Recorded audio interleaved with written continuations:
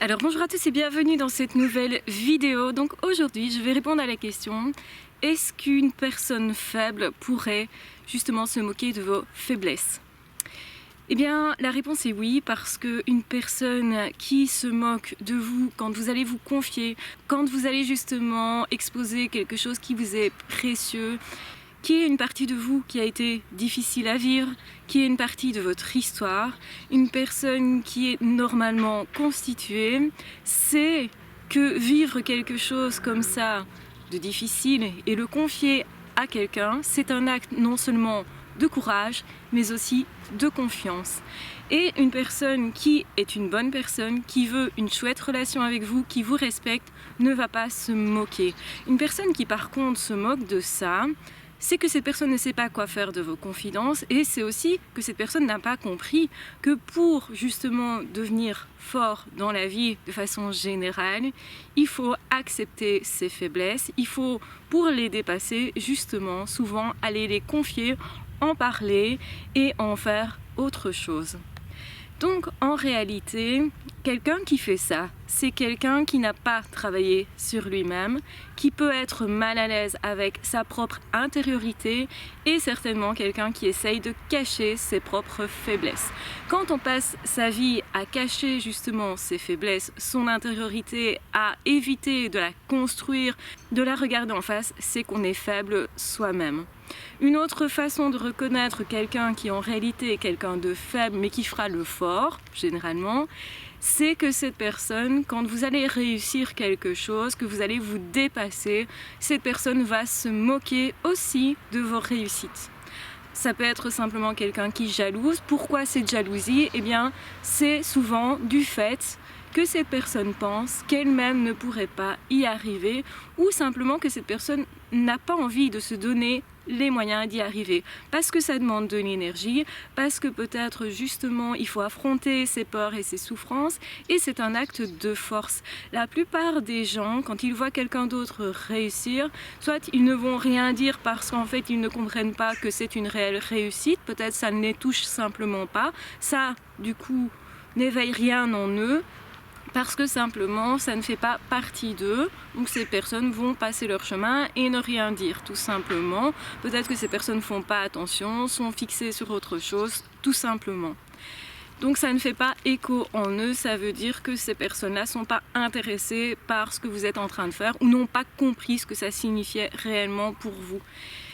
Et il y a une autre catégorie de personnes qui sont justement les personnes qui se remettent en question, qui sont souvent dans le développement personnel, dans le dépassement de soi, dans justement l'affrontement de ses peurs, de ses faiblesses, qui justement se cherchent ou se sont déjà découverts, donc sont sur le chemin. Et ces personnes-là, vous allez les inspirer. Vos réussites vont les inspirer. Ils vont vous dire: c'est génial ce que tu as fait, ça m'inspire. Peut-être qu'ils n'ont pas envie de faire comme vous nécessairement dans ce domaine-là, mais la réussite en tant que telle va faire que l'autre va se dire: je peux moi aussi arriver dans mon domaine ou faire quelque chose de semblable.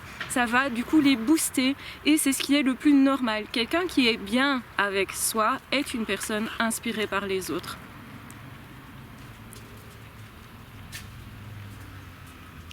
Donc quelqu'un qui est bien avec soi est une personne inspirée par les autres, une personne qui ne va pas critiquer la réussite des autres. C'est une personne qui, au contraire, justement du fait que vous ayez une relation et que cette personne vous respecte, c'est une personne qui va vous encourager, qui va vous saluer, qui va même vous dire merci pour m'avoir fait découvrir ceci ou ça. Et la base de l'amitié, c'est justement ça, c'est faire découvrir à l'autre quelque chose qu'on ne connaissait pas, qui inspire l'autre, qui motive l'autre. Ça peut être dans un domaine où nous, personnellement, on n'irait pas, mais ça fait écho à quelque chose. Ça fait écho, donc ça veut dire que au fond de soi, on découvre là-dedans quelque chose qui nous correspond. Ça peut être par exemple quelqu'un qui veut réussir dans le sport et qui voit quelqu'un qui réussit au niveau artistique. Donc la personne n'est pas nécessairement attirée par ce qui est artistique, par exemple par votre peinture en tant que telle, mais le fait que vous allez vous réaliser qu'il y a des étapes que vous allez dépasser, ça va faire en sorte que ces personnes se disent: tiens, c'est les mêmes étapes que moi, ou c'est les mêmes motivations, c'est la même chose qui m'anime. Et c'est là qu'on va retrouver justement plein de personnes qui vont réussir dans leur domaine, qui vont être amis, alors qu'à la base on ne voit pas vraiment ce qui les lie. Vous avez d'un côté un sportif de haut niveau, de l'autre côté vous avez un chef d'entreprise, le troisième il va être chanteur, le quatrième il va travailler, je ne sais pas moi, dans les voitures ou un autre dans le jardinage. Vous allez vous dire mais enfin ils n'ont pas du tout de points communs, je ne vois pas ce qui les lie. Bien ce qui les lie c'est peut-être le chemin, c'est peut-être l'optique, c'est la manière de voir les choses, l'envie de se dépasser, l'envie de continuer, d'avancer et certainement aussi au fond d'eux, ils savent se respecter, c'est pour ça qu'ils vont être amis. La base de l'amitié, c'est le respect, c'est pouvoir justement accueillir l'autre tel qu'il est et lui faire une place, comprendre ses faiblesses, les accepter, ne pas se moquer et justement encourager l'autre et lui dire « mais moi aussi, quand j'étais dans telle ou telle étape, je ne me sentais pas apte. J'avais aussi moi des doutes. » Et on a tous en fait des doutes, il y a toujours des moments où on ne se sent pas nécessairement apte, ça ne nous empêche pas de faire et de nous réaliser et de découvrir quand même au fur et à mesure des solutions. Ça veut dire que dans bien des situations, on n'a pas la solution tout de suite et pourtant on va la découvrir et on va quand même arriver à avoir un résultat et puis un autre et puis un autre et ça va augmenter au fur et à mesure notre confiance en nous et aussi notre estime, donc la manière dont on va se percevoir. Et donc on va se dire mais je peux faire plus que ça, je peux aller plus loin et plus nous on y croit, plus c'est la base en fait pour justement se mettre en action, pour apprendre et on n'apprend pas du jour au lendemain. Il nous faut du temps pour ça, il faut donc notre propre patience, il faut aussi garder à vue nos objectifs qui sont importants pour nous, pas pour les autres nécessairement, ça peut être aussi pour les autres. Donc ça veut dire qu'un ami qui va vous regarder réussir dans un domaine particulier qui est important pour vous, va vous encourager là-dedans parce que ça a du sens pour lui aussi. Généralement on n'est pas ami avec n'importe qui, c'est-à-dire que généralement on va vers des personnes qui d'une façon ou d'une autre nous ressemblent ou chez qui on trouve quelque chose qui nous correspond à ce moment-ci de notre vie. Donc on peut être très ami avec quelqu'un et puis au final ne plus l'être dans le futur parce qu'on n'est plus vraiment au même niveau ou parce que le but de cette aventure-là, c'était l'un et l'autre de se dépasser, puis on s'est changé chacun. Ça ne veut pas dire que le passé n'a pas de valeur, bien entendu. Ça veut dire simplement qu'on s'est peut-être écarté du fait de l'évolution de la vie en général. Donc on n'est jamais statique en tant qu'être humain, on est tout le temps en évolution et certainement ça nous fera plaisir de nous souvenir de cette aventure, de cet ami, de cette personne, même si aujourd'hui on en est ailleurs tout simplement. Donc j'espère que vous aurez bien compris que les personnes qui se moquent de vos faiblesses sont des personnes faibles, des personnes qui ne savent pas quoi en faire, des personnes qui n'ont pas compris que pour se dépasser, que pour justement se grandir, pour justement évoluer dans la vie, il faut avoir des problèmes. Il faut en fait regarder en face ses douleurs et ses faiblesses aussi.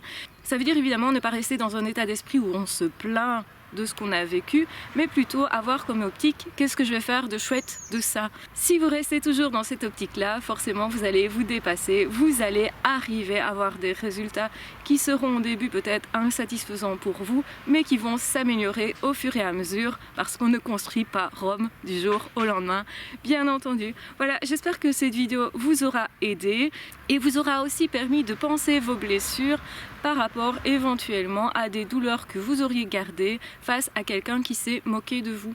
Cette personne montre en fait sa faiblesse en se moquant des vôtres.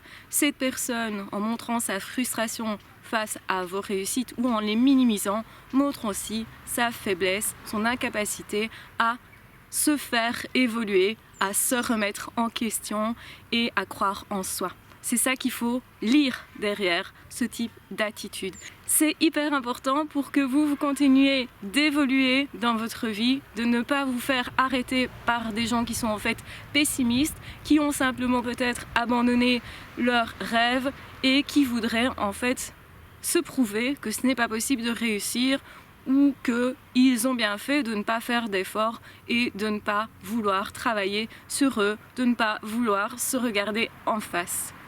Donc, malheureusement, les gens les plus malheureux sont généralement les personnes qui ne se remettent jamais en question, qui ne vont jamais chercher au fond d'eux qui ils sont. En fait, ce sont eux-mêmes leur pire ennemi. Et c'est bien ce que vous devez comprendre.